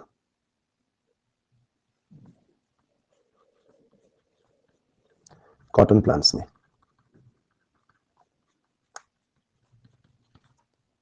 कॉटन प्लांट ये वाला कहाँ का था? महाराष्ट्र का। ये वाला कहाँ का था? राजस्थान का। और ये वाला था बिहार का। फिर ये जीन ना इनमें एक्सप्रेस हुए, ये क्राइजीन। तो जब ये क्राइजीन अगली जनरेशन में एक्सप्रेस होंगे, next generation of cotton plants को आप देखेंगे, तो इनमें पता है क्या होगा? ये जीन एक्सप्रेस होंगे, है ना? और ये क्या बनाएंगे? प्रोटीन बनाएंगे। कौन सा प्रोटीन बनाएंगे बताओ? महाराष्ट्र वाले में जो ब्लू क्राई प्रोटीन बनेगा, राजस्थान वाले में येलो वाला क्राई प्रोटीन और बिहार वाले में ग्रीन क्राई प्रोटीन। लेकिन ये प्रोटीन बनाना हमारा प्रोडक्ट ऑफ इंटरेस्ट नहीं था। ये प्रोटीन बनाना हमारा, इसके लिए हमने ये नहीं किया था। हमने किस लिए किया था पता है? जब ये प्रोटीन बनेगा इन प्लांट्स के अंदर और ये इनकी लीफ में एक्सप्रेस होगा, अब बताओ इनके अंदर प्रोटीन बनेगा। अब जैसे ये महाराष्ट्र वाला प्लांट था ना, इसके अंदर इसकी पत्ती में नेचुरली ये प्रोटीन बनने लगेगा। कौन सा प्रोटीन? ब्लू वाला। राजस्थान वाले प्लांट की पत्ती में नेचुरली ग्रीन प्रोटीन बनेगा और बिहार वाले प्लांट में नेचुरली येलो और यहाँ पे नेचुरली ग्रीन प्रोटीन बनेगा। तो अब वो कीड़ा इनको नहीं खाएगा, क्योंकि राजस्थान में कौन से कीड़े का प्रकोप था? येलो वाले कीड़े का। महाराष्ट्र में ब्लू वाले का और गुजरात में ग्रीन वाले का। अब ये इनको नहीं खाएंगे, विल नॉट ईट। क्यों? क्योंकि जैसे ही खाते हैं मर जाते हैं। तो ये है ना, पता है क्या हुआ है? ये specific insect resistant varieties of BT cotton बन गई हैं। और यही हमें बनानी थी। This was our product of interest. हमको प्रोटीन नहीं बनाना था, हमको ये बनाना था। समझ में आई? अब हम राजस्थान में बिंदास ये वाला वैरायटी उगा सकते हैं, येलो वाला। महाराष्ट्र में ब्लू वाला और बिहार में ग्रीन वाला। तो जो डिजायर्ड फिनोटाइप है ना, तो जहां जिस कीड़े का प्रकोप ज्यादा होता है वहां पर उस तरह का वाला इंसेक्ट रेजिस्टेंट वैरायटी बनाया जाता है। अगर समझ में आया तो पोल में ट्रू बोले, नहीं समझ में आया तो फॉल्स। लगभग सारी क्लास को समझ में आ गया। तो ये डिजायर्ड फिनोटाइप्स इस तरह से बनाए जाते हैं। ठीक है, दिस इज द पर्पस। तो पर्पस तो हम समझ गए यहाँ पे कि इसका क्या होता है और कैसे हम स्पेसिफिक इंसेक्ट रेजिस्टेंट वेराइटीज को यहाँ पर क्रिएट करते हैं।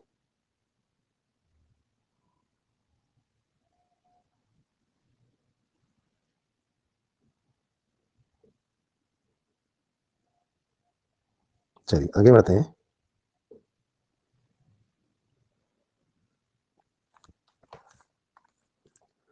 और हमने अभी अभी ये दूसरा वाला पढ़ लिया है, to produce a desired phenotype. अब तीसरा पढ़ते हैं, to suppress the expression of an already existing native gene by introduction of a transgene. ठीक है, how do we suppress the expression of an already existing native gene by introduction of a transgene. चलिए ये भी देख लेते हैं। इस तीसरे वाले का एग्जांपल मैं लूंगा टोमेटो। अब जो एक नॉर्मल टोमेटो होता है, आपको पता है टमाटर आप कितने दिन रख लोगे घर में? थोड़े दिनों में वो खराब हो जाते हैं। आपको पता है उनकी शेल्फ लाइफ कम होती है। शेल्फ लाइफ मतलब समझे आप? जितने दिन आप उसको फ्रिज में या घर में अलमारी में रख सकते हैं। इसका रीजन क्या है? इसका रीजन ये है कि जो हमारे टमाटर होते हैं ना, उनके अंदर एक जीन होता है, पॉली पीजी जीन, यानी पॉली गैलेक्ट्यूरोनेस प्रोड्यूसिंग जीन। ये जीन ना एक एंजाइम प्रोड्यूस करता है। इस एंजाइम का नाम होता है पॉली गैलेक्ट्यूरोनेस।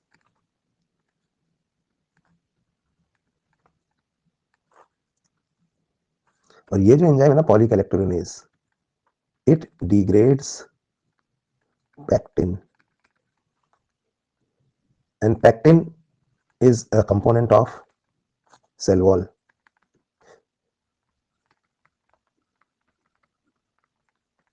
तो टमाटर में जो सेल्स है उनकी सेल वॉल का कंपोनेंट होता है ना पैक्टिन, तो पॉलीगैलेक्टोरेनेज एंजाइम पैक्टिन को डिग्रेड कर देता है टमाटर में जो होता है। तो इसकी वजह से क्या होता है, टमाटर पिलपिले हो जाते हैं।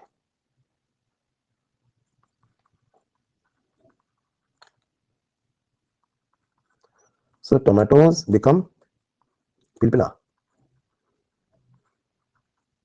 इन सम डेज। तो हमको इनको ना पिलपिला होने से रोकना है ना। तो टोमेटो बिकम पिलपिला, व्हाट टू डू। तो हमने बाहर से एक ऐसा जीन मंगाया जो पीजी जीन को सप्रेसर करता था।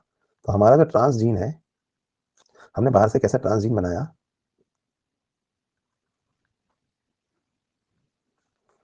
जो दरअसल सप्रेसर है, और इसको हमने टमाटर में इंट्रोड्यूस कर दिया। तो ये जब टमाटर में इंट्रोड्यूस होगा तो टमाटर में इंट्रोड्यूस होकर ये पॉलीगैलेक्टोरेनेज प्रोड्यूस करने वाले जीन के एक्सप्रेशन को सप्रेस कर देगा। तो पॉलीगैलेक्टोरेनेज प्रोड्यूस नहीं होगा, पॉलीगैलेक्टोरेनेज प्रोड्यूस नहीं होगा तो टमाटर पिलपिला नहीं होगा, टमाटर नॉट बिकम पिलपिला, तो शेल्फ लाइफ विल इंक्रीज, क्योंकि पैक्टिन डिक्रीज नहीं होगा तो ज्यादा समय तक टमाटर खराब नहीं होगा। तो longer shelf life in transgenic, transgenic टमाटर है ना ये। तो इस ट्रांसजीनिक टमाटो का नाम क्या होता है बताइए, ये तो नॉर्मल टमाटो था, इस ट्रांसजीनिक टमाटो का नाम होता है फ्लेवर सेवर। आपको समझ में आया फ्लेवर सेवर टमाटर की शेल्फ लाइफ लॉन्ग क्यों होती है, क्योंकि इसमें पॉलीगैलेक्टोरेनेज प्रोड्यूस करने वाला जो जीन है, नेटिव जीन, उसका एक्सप्रेशन सप्रेस्ड होता है, क्योंकि बाहर से हमने एक जीन डाला है उसमें। और जीन का काम ही है कि जीन के जो नॉर्मल नेटिव जीन, नेटिव मतलब मूल निवासी जीन, जो वहां का रहने वाला जीन था, ठीक है, उसके एक्सप्रेशन को सप्रेस कर दो, तो उसकी वजह से वो ज्यादा समय तक खराब नहीं होगा। Flavr Savr is the variety of tomato, है ना। तो ये उस टोमेटो की वेराइटी है। चलो, तो यहाँ पे हमने क्या किया देखिए, इस स्टेप में हमने सप्रेस किया expression of an already present native gene by introduction of transgene.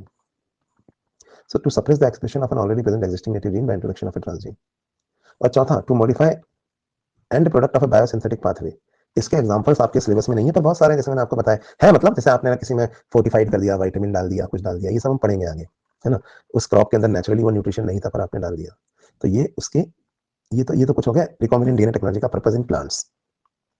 तो भाई इस तरह से जो प्लांट्स बनाए जाते हैं ना, उन प्लांट्स को क्या कहा जाता है, उनको कहा जाता है जीएम प्लांट्स। और उनकी फसल जो है उसे क्या कहा जाता है, GM crops. There are many other uses of GM crops also. जैसे एक और यूज बताता हूं मैं आपको जीएम क्रॉप्स में, ये पर्पसेस जो है ना जीएम क्रॉप्स के, ये यहाँ पे दिए हुए हैं देखिए। तो अभी तक जो मैंने पढ़ाया वो क्या था, वो अब हम यहाँ पे ये पढ़ने जा रहे हैं। तो ये भी एनसीईआरटी की ही लाइनें हैं, पढ़ लेते हैं। तो क्या लिखा हुआ, बायोटेक्नोलॉजी जैसा कि आपने पढ़ा था, essentially deals with industrial scale production of biopharmaceuticals and biological products using GM, micro, fungi, plant and animal. GM crops. तो GM crops क्या होती हैं देखिए। अब एप्लीकेशन ऑफ बायोटेक्नोलॉजी में क्या क्या चीजें आएंगी, थेराप्यूटिक्स मतलब इलाज करना, कोई दवाई बना रहे हो आप, डायग्नोस्टिक्स मतलब जांच करना, इसके अलावा क्रॉप्स को खेती के लिए मॉडिफाई करना, फूड को प्रोसेस करना, बायो रेमिडिएशन, वेस्ट ट्रीटमेंट और एनर्जी प्रोडक्शन।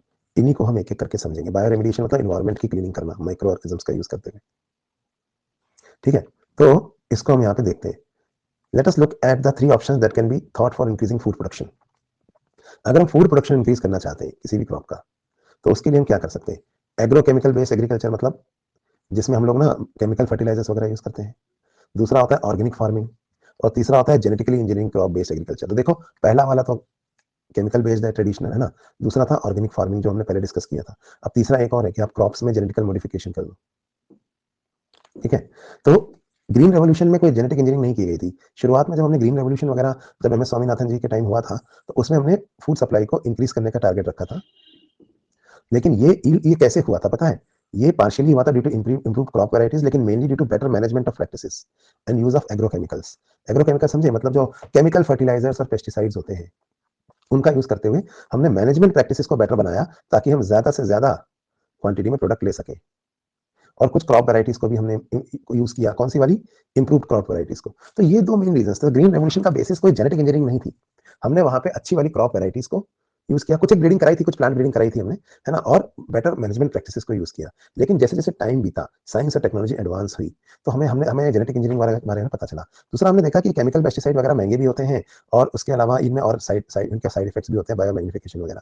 तो हमने ये सोचा कि क्या कोई अल्टरनेटिव मेथड्स होते हैं जिससे हम अपने क्रॉप की ईल्ड को बढ़ा सकें, और कुछ इस तरह से बढ़ाएं to minimise the use of fertiliser, मतलब जो ये जो हार्मफुल केमिकल्स हैं, इनका यूज हम मिनिमाइज कर सकें, और उसके बाद भी हम क्रॉप्स को की यील्ड को बढ़ा सकें। तो हमको ये समझ में आया कि ये हम कर सकते हैं बाय जेनेटिक इंजीनियरिंग। तो यहाँ से बायोटेक्नोलॉजी की एप्लीकेशन शुरू होती है। ग्रीन रेवोल्यूशन के बाद हमने जो रिसेंट में जो चेंजेस किए, इसमें हमने एक चीज बनाई, जीएम प्लांट्स, जो मैं आपसे अभी डिस्कस कर रहा था कि भाई जीएम प्लांट्स का क्या यूज है। तो जीएम प्लांट्स का यूज होता है to enhance the nutritional quality of the food. पहला, बहुत सारे यूज होते हैं, मैं यहीं पे लिख रहा हूँ एक एक करके। इसको हम कहते हैं बायोफोर्टिफिकेशन, लिख के ले लो, इस पैराग्राफ में से एक क्वेश्चन आने वाला है। तो पहला जो जीएम क्रॉप का यूज है वो है बायोफोर्टिफिकेशन। आप कहेंगे ये क्या होता है। तो बायोफोर्टिफिकेशन मतलब क्या होता है, जब आप न्यूट्रिशनल वैल्यू इनहेंस करना चाहते हैं। जैसे मैंने आपको बताया, सपोज महाराष्ट्र में बच्चों को नाइट ब्लाइंडनेस हो जाती है, क्योंकि यहाँ पे चावल तो खूब मिलता है खाने को, लेकिन विटामिन ए रिच डाइट नहीं मिलती है। ऐसा है नहीं, समझा रहा हूँ, रियल एग्जांपल में दूं मैं आपको तो राजस्थान में ज्वार बाजरा ज्यादा खाते हैं, सीरियल्स एंड मिलेट्स। तो सीरियल्स एंड मिलेट्स में क्या होता है, सिस्टीन, लाइसिन और ट्रिप्टोफैन नहीं होते। मैं आपको ये समझाना चाह रहा हूँ बायोफोर्टिफिकेशन क्या होता है, वेरी इंपॉर्टेंट, है ना। तो और दालों में ना, पल्सेस में सिर्फ दाल दाल खाओगे ना तो प्रोटीन डेफिशिएंसी हो जाएगी। क्या बात करते हो, सीरियसली, क्योंकि दालों में नहीं होते, क्या नहीं होते, sulphur containing amino acids. Pulses lack sulphur containing amino acids. क्या आप मुझे बता सकते हैं सल्फर कंटेनिंग अमीनो एसिड्स कौन से होते हैं। ये होते हैं सिस्टीन एंड मिथियोनिन। तो सल्फर कंटेनिंग अमीनो एसिड्स नहीं होते पल्सेस में, है ना। और जो सीरियल्स एंड मिलेट्स होती हैं उनके, और मिथियोनिन तो एसेंशियल अमीनो एसिड है। सीरियल्स एंड मिलेट्स में लाइसिन और ट्रिप्टोफैन नहीं होता, है ना। तो क्यों ना अपन ऐसा आटा बनाए, ऐसा गेहूं बनाए, ऐसी दाल बनाए, ऐसा चावल बनाए जिनके अंदर नेचुरली सिंथेसाइज हो रहा हो, क्या, सिस्टीन, मिथियोनिन, लाइसिन, ट्रिप्टोफैन। तो हमने पता है क्या किया, बाय बायोफोर्टिफ, इसे कहते हैं जैव प्रबलीकरण या बाय बायोफोर्टिफिकेशन। हमने फोर्टिफाइड आटा, नहीं सुना कभी आपने, ऐसा आटा जिसमें विटामिन ए है। हमने कई वेराइटीज बनाई दाल की, शक्ति, रतन, प्रोटीना, गोल्डन राइस। गोल्डन राइस में विटामिन ए है, तो विटामिन ए अपने आप मिल जाएगा, है ना। तो फोर्टिफाइड आटा, फोर्टिफाइड गेहूं, फोर्टिफाइड चावल, है ना। इनसे हम क्या कर रहे हैं, हम न्यूट्रिशनल वैल्यू इंक्रीज कर रहे हैं फूड की। तो ये ट्रांसजेनिक क्रॉप्स हैं एक तरह से, और ये इससे वो न्यूट्रिशन भी मिल रहा है जो कन्वेंशनली नहीं मिलता था, है ना। तो हमने ये हमने किया। तो एक तो ये यूज है। तो मैंने आपको बायोफोर्टिफिकेशन वाला पॉइंट पढ़ा दिया है, पहला वाला। दूसरा, एबायोटिक स्ट्रेस रेजिस्टेंट क्रॉप या इन्वायरमेंट या क्लाइमेट रेजिस्टेंट क्रॉप्स। कई बार क्या होता है, कई जगहों पे हम कोई क्रॉप सिर्फ इसलिए नहीं उगा पाते क्योंकि वहां पर बहुत ज्यादा ठंड पड़ती है या गर्मी पड़ती है, जिसकी वजह से वो क्रॉप वहां नहीं उग पाती और वो बाहर से वहां लानी पड़ती है। इसकी वजह से ट्रांसपोर्टेशन की कॉस्ट महंगी हो जाती है, उस क्रॉप को लाना, है ना, ये सब चीजें महंगी पड़ जाती हैं। तो वही कैसे उगाएं उसको, तो हमने उसमें ना इन्वायरमेंट रेजिस्टेंट जीन डाल दिया, क्लाइमेट रेजिस्टेंट जीन डाल दिया। इससे क्या होगा बताओ, अब वो क्रॉप ठंड में भी उग सकेगी। इंट्रोडक्शन ऑफ क्लाइमेट या इन्वायरमेंट रेजिस्टेंट जीन्स। तो भले ही पहले उस इन्वायरमेंट में वो क्रॉप नहीं उगती होगी, अब उग जाएगी। दूसरा क्या फायदा होता है, जैसे कुछ फल या फसल ऐसी होती है जो सिर्फ सर्दियों में ही आती है, जैसे आम गर्मियों में आ रहे हैं, अब ठंड में अगर आम कम आ रहे हैं ना, तो आम की कीमत बढ़ जाती है, महंगे हो जाते हैं। क्या करें, क्योंकि आम में कुछ ऐसी, आम या कोई भी और पौधा या फल फूल, उसका प्रॉब्लम ही यही है कि वो उसी सीजन में ज्यादा अच्छा होता है। क्यों, क्योंकि दूसरे सीजन में ठंड ज्यादा पड़ती है तो वो बढ़िया ग्रो नहीं कर पाता। तो एक काम करते हैं, उसके अंदर क्लाइमेट रेजिस्टेंट जीन डाल देते हैं, जिससे ठंड का उस पर कोई असर ना हो और वो हर मौसम में उग सके। तो क्लाइमेट या एनवायरमेंट रेजिस्टेंट क्रॉप से हम सप्लाई इंक्रीज कर सकते हैं। और पेरिनियल सप्लाई, पेरिनियल सप्लाई मतलब पूरे साल आपको वो चीज सप्लाई हो जाएगी। एडवांटेज समझ में आ रहा है, तो कॉस्ट नीचे आ जाएगी उसकी। तो इसलिए भी हम लोग जीएम क्रॉप्स यूज करते हैं। तीसरा, रिड्यूस पोस्ट हार्वेस्ट लॉस, ये मैंने आपको बताया। तीसरा यूज जीएम क्रॉप्स का क्या होता है? GM food. जीएम क्रॉप से बनने वाला फूड क्या कहलाता है? GM food. So what is GM food? Produced by GM crops. So GM food with longer shelf life. Example वही फ्लेवर सेवर या with more nutrition। ठीक है, तो ये भी GM क्रॉप्स का एडवांटेज है। अगला, कई बार क्या होता है, कई कई जगहों पे जो सॉइल होता है वो किसी पर्टिकुलर टाइप के क्रॉप के लिए सूटेबल नहीं होता, क्योंकि उसमें कुछ ऐसे मिनरल्स कम हैं जो उस क्रॉप को चाहिए। या कई बार जमीन बंजर है, आप तो बंजर भूमि में भी खेती करना चाहते हो, बंजर भूमि में खेती क्यों नहीं हो पा रही है? इसलिए नहीं हो पा रही है कि वहां पे मिनरल्स कम है, जो चाहिए वो कम है। तो इनहेंस्ड मिनरल न्यूट्रल, ऐसा ट्रांसजीन डालो जिससे क्या इनहेंस हो जाए या इंक्रीज हो जाए? Mineral utilisation capacity of crop. ताकि अगर उस खेत की जमीन में मिनरल कम भी है तो भी वो क्रॉप उस खेत की जमीन से मिनरल को खींच सके। ठीक है, अगला, खरपतवार समझते हो आप? वॉर्ड, व्हाट इज खरपतवार? वीड, है ना? तो वीड रेजिस्टेंट क्रॉप, आप कहोगे ये क्या होती है?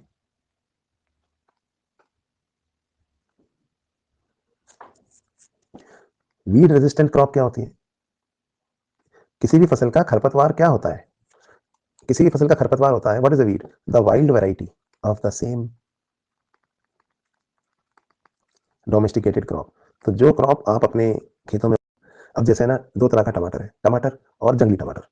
अब टमाटर में तो ना टमाटर का फल बड़ा आता है, क्योंकि हमको टमाटर के फल से मतलब है, बाकी चीज से क्या मतलब। लेकिन जो जंगली टमाटर होता है ना, वो किसी भी सिचुएशन में सर्वाइव कर जाता है, बस उसमें टमाटर का फल अच्छा नहीं आता। अब यार अगर फल ही नहीं अच्छा आता तो हमारे किस काम का? हमें तो टमाटर का फल फ्रूट चाहिए था ना उसमें। अब क्या होता है कि अगर हम कहीं पे टमाटर उगाते हैं ना, टमाटर के पौधे उगाते हैं, तो जंगली टमाटर साथ में उगता है वहां पे, क्योंकि इसको भी वही इन्वायरमेंट पसंद आता है जो इसकी बहन को पसंद आ रहा है, जो शहर में आके डोमेस्टिकेट हो गई है। तो ये जंगल से आई ना, जो इसकी बहन, ये भी आके इसका जीना आराम कर देती है और इसके साथ कंपीट करती है न्यूट्रिशन के लिए, कि मैं भी खाऊंगी तुम्हारा न्यूट्रिशन। और अगर ये इसका न्यूट्रिशन खाएगी तो बताओ आप क्या होगा? हमको जो वाला टमाटर उगाना है वो नहीं उगेगा। तो वीड जो होता है ना, वो हमेशा वाइल्ड वैरायटी होती है, किसकी? डोमेस्टिकेटेड क्रॉप की। तो हमको इसको, और पता है वीड ज्यादा स्ट्रांग होता है, तो वीड जो है वो इसको हरा देता है कंपटीशन करने में, और इसका न्यूट्रिशन खुद खा जाती है वो। तो वीड तो उग जाता है और जो क्रॉप हमने उगाई थी वो मर जाती है। तो हमको ना अपनी क्रॉप को मजबूत करना है, उसमें वीड वीड उसमें उसमें ना इतना स्ट्रेंथ उसे डेवलप करना है कि वो वीड को compete करे और वीड को मार दे, और वीड को अपना न्यूट्रिशन ना छीनने दे। ऐसा बोका बना के रखोगे तो काम नहीं चलेगा, तो उसको ना थोड़ा सा स्ट्रांग बनाना पड़ेगा, कि आ जाती है तुम्हारी बहन जंगल से, तुम्हारा खाना खा जाती है, तुम तो खुद ही मर जाती हो, है ना? तो लड़ो उससे, थोड़ा उसको भड़काना पड़ेगा, थोड़ा षड्यंत्र रच के इसको बताना पड़ेगा, है ना? सास बहू और एकता कपूर की मूवी से। तो इसको हम वीड रेजिस्टेंट बनाएंगे। अब एक और चीज होती है, ये बहुत इंपॉर्टेंट है इसके बाद वाली, वो है वीडी साइड रेजिस्टेंट क्रॉप। अब वीडी साइड रेजिस्टेंट क्रॉप क्यों चाहिए भाई हमें? ये बहुत इंपॉर्टेंट है ये वाला। लेकिन अभी टाइम खत्म हो गया है, तो इसको मैं यहीं से अगली क्लास में कंटिन्यू करूंगा, है ना? या आप मुझे अगली क्लास में बताना, मैं इसको यहीं से कंटिन्यू करूंगा कि वीडी साइड रेजिस्टेंट क्रॉप क्यों चाहिए। इस बीच फार्मास्यूटिकल बनाने वाला पॉइंट ये तो मैंने आपको पढ़ाई दिया है, देखिए हेरोडिन क्यों बनाते हैं ब्रासिका नेपिस में, और ये वाला पढ़ाना है वीडी साइड रेजिस्टेंट क्रॉप क्यों चाहिए, ये मैंने आपको पढ़ा दिया। बीटी कॉटन क्या होता है ये तो पूरा पढ़ा दिया मैंने यहाँ पे। वो जो हम कलर ले रहे थे ना, इंपॉर्टेंट बात बताऊं आपको, जो कलर कलर में कह रहा था, ब्लू वाला, येलो वाला, जीन वीन, उनके असली नाम याद कर लेना, ये आएंगे नीट में।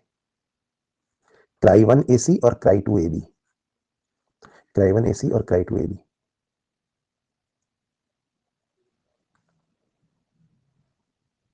है ना? तो क्राई 1 AC और क्राई 2 AB जो है, ये कॉटन बॉलवॉर्म को कंट्रोल करते हैं, जबकि क्राई 1 AB जो है वो कॉर्न बोरर को कंट्रोल करता है। ये वो क्राई जीन्स है।